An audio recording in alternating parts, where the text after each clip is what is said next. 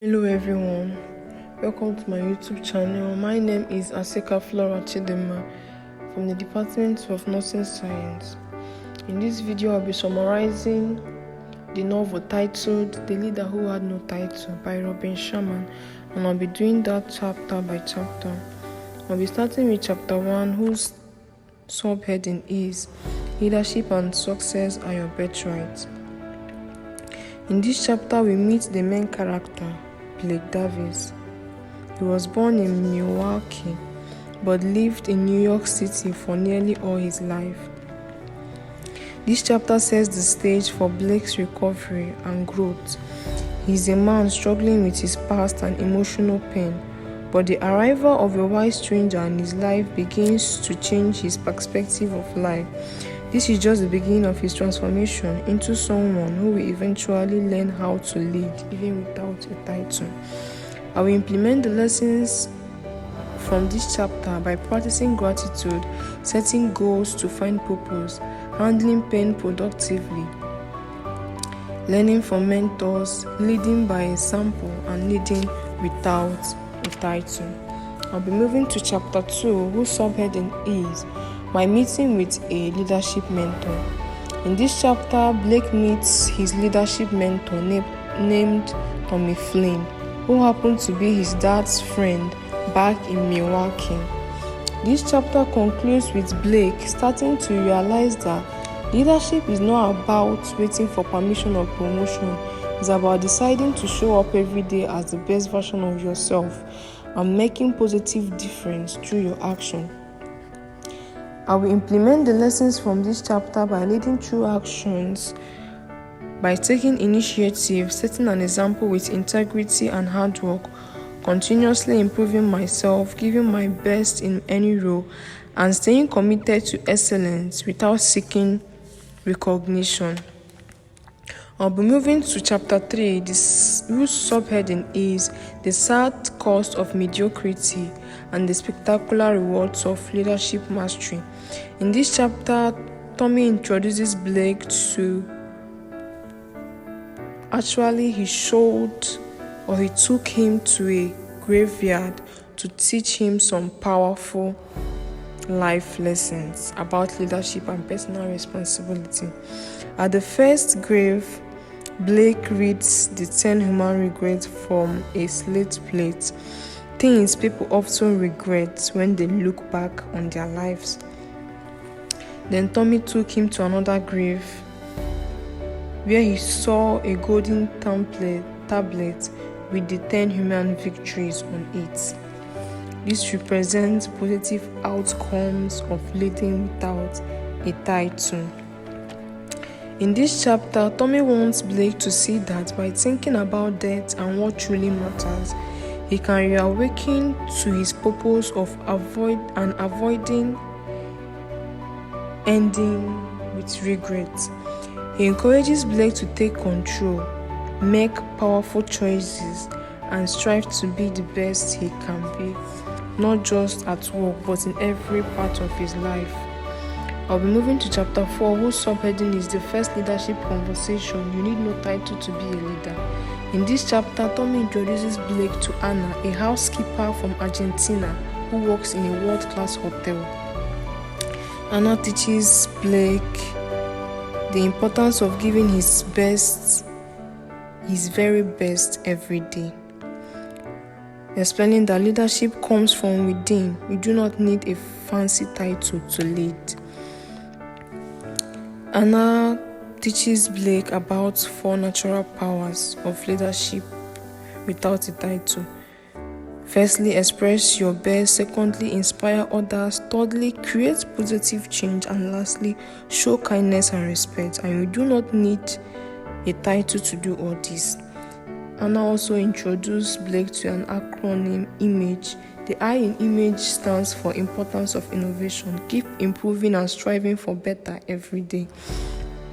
The M in IMAGE means mastery. Commit to excellence in your work. Push yourself to surpass expectations and take pride in doing things well. The A in IMAGE means authenticity. Be true to yourself and your values. The G in IMAGE means guts in business. Real leadership takes courage. The E in image means ethics. Always do what is right even when it's hard. In this chapter, Anna emphasizes that everything begins with you. Your mindset, choices, and actions shapes your success. Don't wait for permission to lead. Just start. I'll be moving over to chapter 5, whose subheading is the second leadership conversation. Turbulent times build great leaders. In this chapter, Tommy introduces Blake to Tybalt, a former Sky professional, who teaches him the second leadership principle. Turbulent times build great leaders. Ty explains that when skying down a steep slope, the natural instinct is to lean towards the mountain for safety. However, to succeed, you must do the opposite, lean into the slope. Similarly, in life, you must face your fears and challenges head-on instead of retreating. As Ty says, when the going gets tough, the tough gets going. Leadership is about how you show up and perform when times are hard. Just as skiing on tough terrain requires advanced techniques, leading in uncertain and chaotic times require new approaches. Ty introduces the acronym SPARK to summarize how to lead effectively in difficult times. S in SPARK stands for speak with candor. Be honest and straightforward in your communication. The P in SPARK stands for prioritize. Focus on what truly matters. The A in SPARK stands for adversity breeds opportunity. Every challenge is an opportunity to grow and innovate. The R in SPARK stands for respond versus react. Responding thoughtfully to challenges is more effective than reacting impulsively, which means responding to a situation without thinking it through. The K in SPARK stands for kudos for everyone. Recognize and appreciate the efforts of others, even in challenging times. In this chapter, Ty encourages Blake to move toward the challenges and fears that seem overwhelming. And by doing so, I discovered that with strength, resilience, and untapped abilities, turbulent times may be uncomfortable, but they are the crucibles that forge the best leaders. I'll be moving over to chapter 6 with the subheading, the third leadership conversation. The deeper your relationship, the stronger your leadership. In this chapter, Tommy introduces Blake to Jackson Chain, who teaches him the third leadership principle. The deeper your relationship, the stronger your leadership. Which means that to lead effectively, you need to connect with people on a deeper, more personal level. Jackson introduced an acronym called HUMAN, which explains how to build these meaningful connections with people. H in HUMAN stands for helpfulness. Always look for ways to help others, even in small ways. The U in HUMAN stands for understanding. Be a good listener. Speak less and listen more. The M in HUMAN stands for mingle. Spend time with people, even outside of work or formal settings.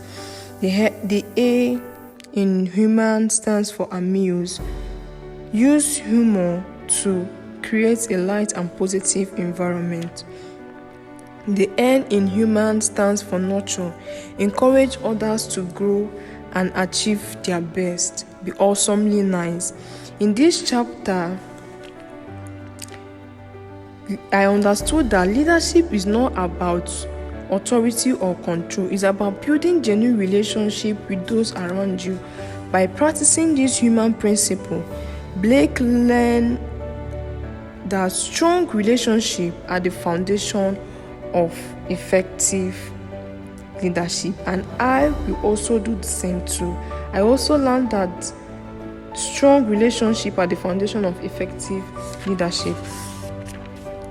I'll be moving over to chapter 7 with the subheading, the fourth leadership conversation. To be a great leader, first become a great person.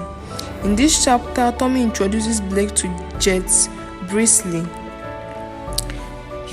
Jet Brisley introduced 7 fundamentals of personal leadership. which include firstly learning. Always invest time in gaining knowledge and skills. Secondly is affirmation. Use positive self-talk to build confidence and set the right mindset. Thirdly is visualization. Picture your goals clearly in your mind. Fourthly is journaling. Write down thoughts, experiences, and lessons, which will help to clarify ideas and track progress. The fifth one is goal setting. Set clear goals and break them into smaller steps. The sixth one is exercise. Stay active to boost energy.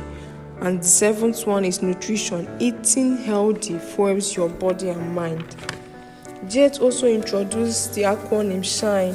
S stands for seeing clearly, H stands for health is wealth, I stands for inspiration matters, N stands for neglect not your family, E stands for elevate your lifestyle. In this chapter, I understood that true leadership begins with mastery.